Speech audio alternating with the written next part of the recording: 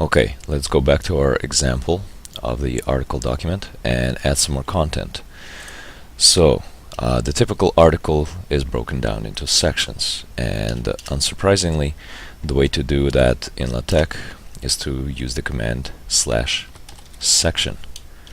And here you can do all kinds of sections. So for example, you will have an intro section, then you would have, let's say, your methodologies section, and let's say your methods will be broken down into further subsections, and the command for that is subsection. So here you would have, let's say, procedure subsection stimuli, and keep in mind that there's one more level called subsection. So here you would have, I don't know, whatever you want to put in, and then finally you would have results, perhaps, maybe a discussion, and perhaps you'd end it all with a conclusion. Okay, so let's see what happens when I typeset the document as is. Great, so the skeleton of the article is now built. Notice that the numbering is set to go from 1 to X, and LaTeX is smart enough to know that each section, here we have 1, 2, 3, 4, 5 sections, it knows that it should label each section 1 through 5.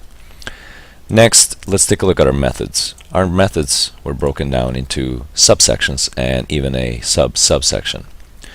So it knows that the subsection is referring to the section just above it, so the root number being 2, that means the procedure, which was our first subsection, gets labeled 2.1. The stimuli was the next one down, so it becomes 2.2. And also note that within our stimuli we had another subsection, ASDF, and this one gets labeled 2.2 because that's inside stimuli, and then you have a new reference number 1 because that's the first subsection. Excellent. So let's say I will introduce right now how LaTeX handles references and labels between all of the sections. Let's say you would like to refer to a particular section. So what I will do here is create a label item. So I will refer to this as section and method. Okay, let's use method. So what I've done here is use the command /label. And now let's say in your results you would like to refer to that section. You could say please see section, and then you would use the reference command, which is called ref, and here you would just paste your item that you want to refer to. And in this case, let's say we want to refer to the section called methods, and the way to do that is by using the command ref, and in curly braces you put in the label that you had created for methods. Okay, now it will not work after the first time you run LaTeX, and I will show you why. So let's take a look at the source document. When we just run LaTeX once, it gives you warnings.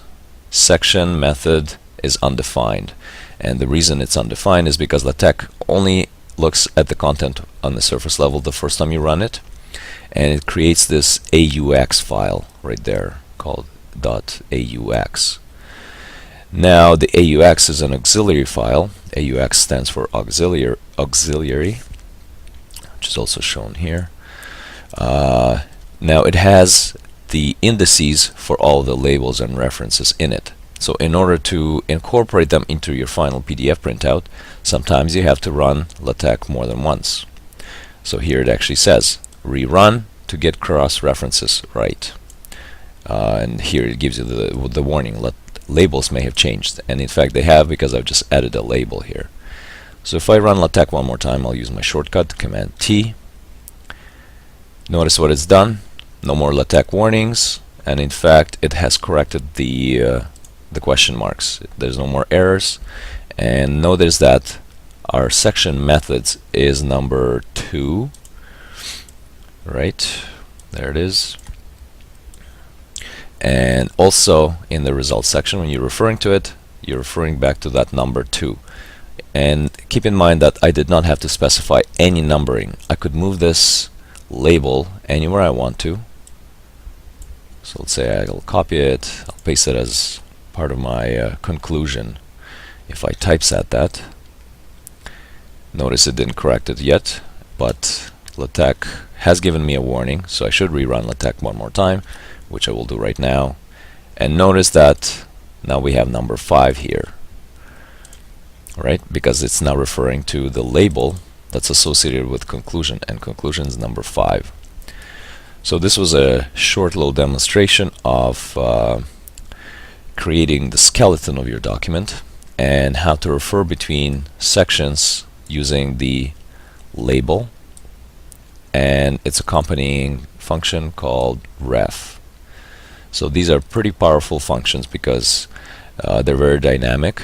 For example, in Word, you would have to explicitly say, you'd have to know that your conclusion is number 5, and then here you would specify, please see section 5. But you don't want to do that. That's a stupid way of writing documents, especially when you start writing a thesis. Let's say you have to move your figure from one chapter to another, or even move it a couple of pages so it moves down a section. And suddenly all your references to that figure have to be changed. What if you make a mistake, which is very possible, very probable. So you don't want to do that with large documents that the world will see or that you want to publish. So LaTeX gives you the option of creating dynamic documents that do not rely on user input. And I will get into some bibliography and how that's done in a similar fashion with citation commands. We'll get to that soon.